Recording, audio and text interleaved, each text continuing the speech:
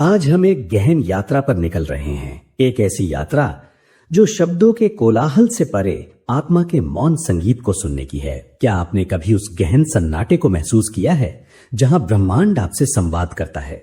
हम अक्सर सोचते हैं कि ईश्वर मौन है। हम मंदिरों में, पहाड़ों पर, प्रार्थनाओं में उन्हें पुकारते हैं और एक स्पष्ट उत्तर की प्रतीक्षा करते हैं। लेकिन जैसा कि महान गुरु परमहंस योगानंद जी ने हमें सिखाया, ईश्वर मौन नहीं है, वह निरंतर हमसे बात करता है। लेकिन हम इतने व्यस्त हैं, इतने शोर में खोए हुए हैं कि उसकी धीमी कोमल आवाज सुनाई नहीं देती। परमात्मा हर पल हमसे बात करते हैं। उनकी भाषा शब्द नहीं बल्कि संकेत हैं। उनका संवाद तर्क से नहीं बल्कि अंतःज्ञान से यानी इंट्यूशन से होता है। आज हम उन 4 दिव्य संकेतों पर गहन चिंतन करेंगे जो ये दर्शाते हैं कि ब्रह्मांड, वह परम चेतना आपसे, विशेष तौर पर आपसे बात करना चाहती है। यदि ये संकेत आपके जीवन में प्रकट हो रहे हैं तो समझ जाइए कि आप एक बहुत ही महत्वपूर्ण आध्यात्मिक मोड़ पर खड़े हैं। यह एक पुकार है, घर लौटने की पुकार।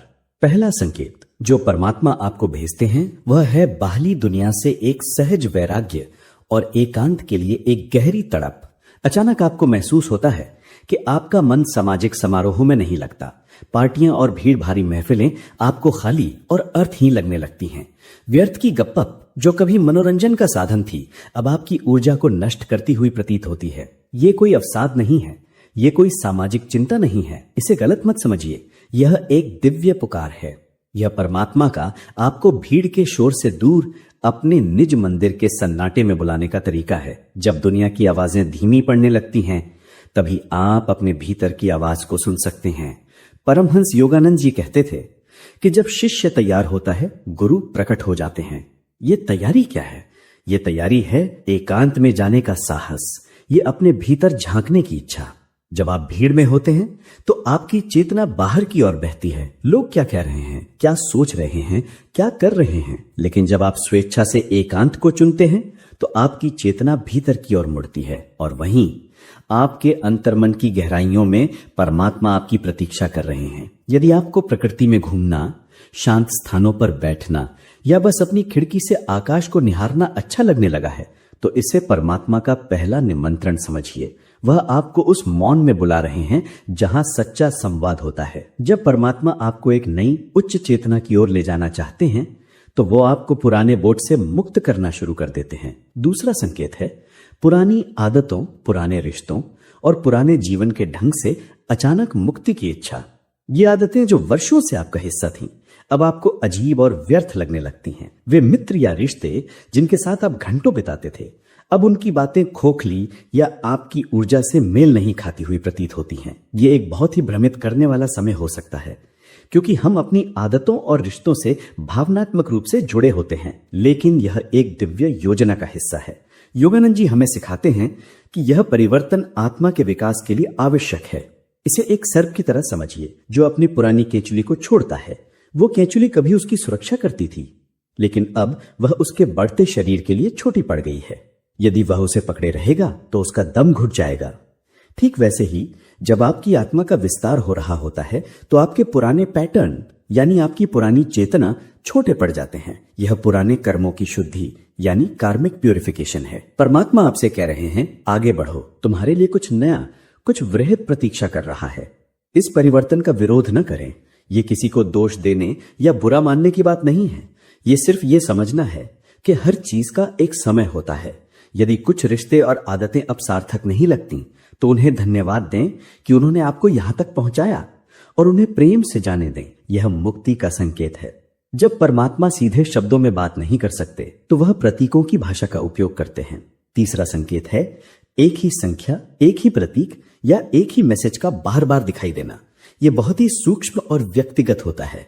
क्या आपने ध्यान दिया है कि जब आप घड़ी देखते हैं तो अक्सर 11:11, 3:33 या 12:34 दिखाई देता है, या फिर एक ही जानवर जैसे एक तितली या एक विशेष पक्षी आपको हर जगह दिखाई देने लगता है, या फिर एक ही विचार, एक ही वाक्य आपको अलग अलग स्रोतों से बार बार सुनाई देता है।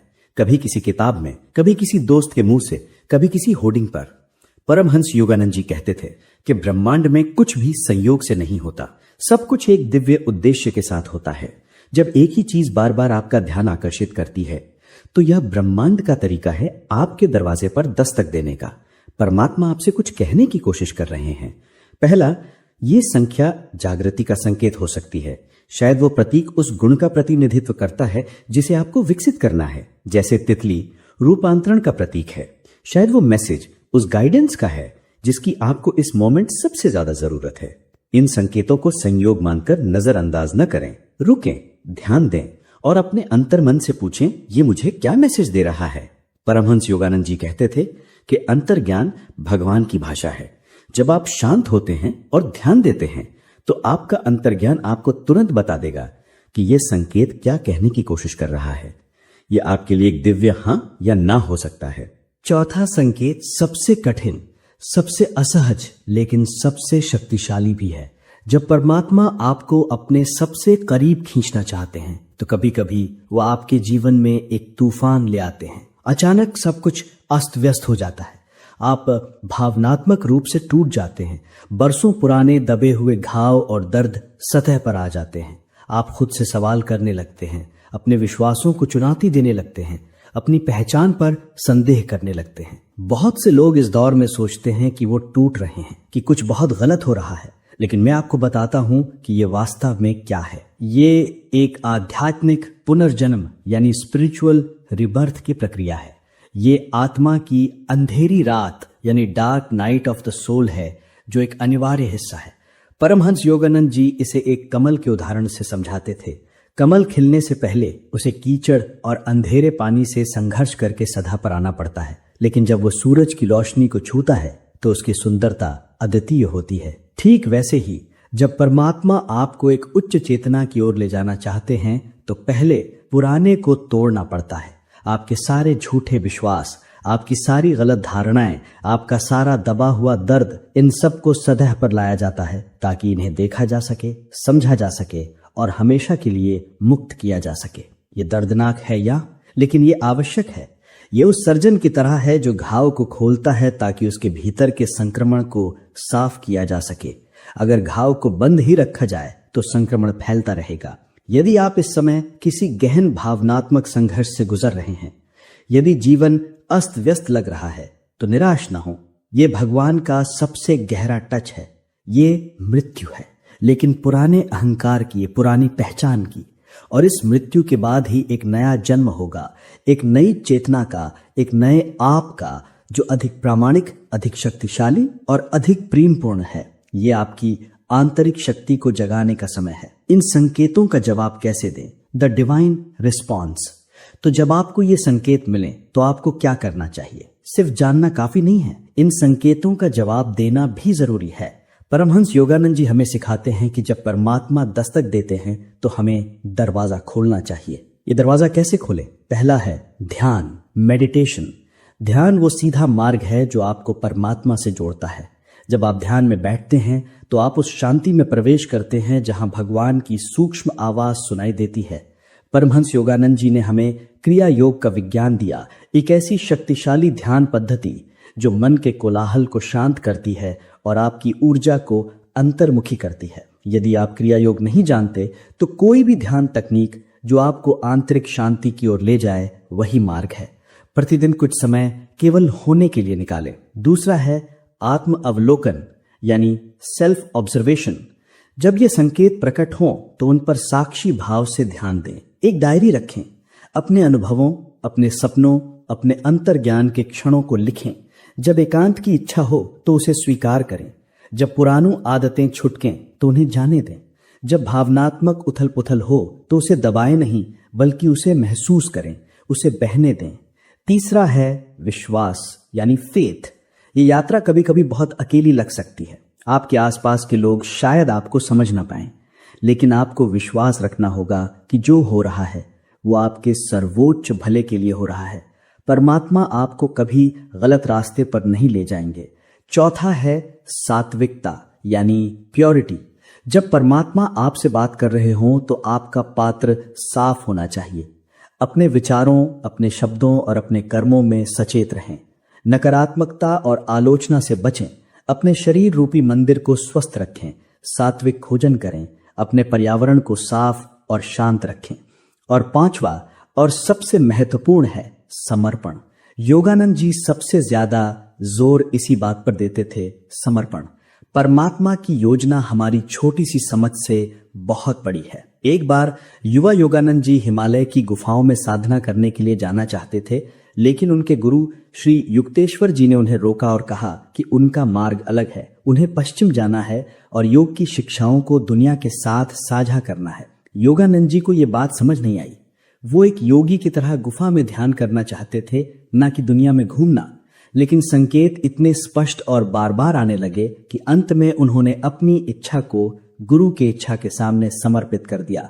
उन्होंने कहा, मैं नहीं तुम। और जैसे ही उन्होंने समर्पण किया, रास्ते अपने आप खुलने लगे। उन्हें अमेरिका जाने का निमंत्रण मिला और बाकी इतिहास है। जब परमात्मा दस्तक देते हैं तो वे हमारी स्वतंत्र इच्छा का सम्मान करते हैं। वे दरवाजा तोड़कर अंदर नहीं आते, वे बस प्रेम से, धैर्य से दस्तक देते रहते हैं, इंतजार करते हैं कि कब आप तैयार होंगे। ये 4 संकेत, एकांत की पुकार, पुरानी का टूटना, प्रतीकों की गूंज और आंतरिक उथल पुथल, ये सब उसी एक दिव्य दस्तक की प्रतिध्वनियां हैं। वे आपको बता रहे हैं, जागो, अब समय आ गया है। अपनी अनंत शक्ति को पहचानो। तुम केवल ये शरीर नहीं हो, तुम केवल ये मन नहीं हो, तुम वो शाश्वत आत्मा हो। अपनी यात्रा पर विश्वास रखें।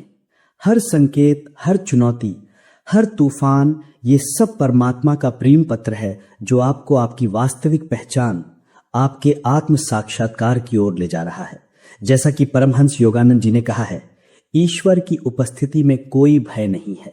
अपने भीतर के मौन में गोता लगाएं, वहीं उस शाश्वत शांति में आप पाएंगे कि आप अकेले नहीं हैं। आप हमेशा से प्रेम का, आनंद का और शांति का हिस्सा रहे हैं। उस मौन को सुने, वो आपसे बात कर रहा है। आप सुन रहे थे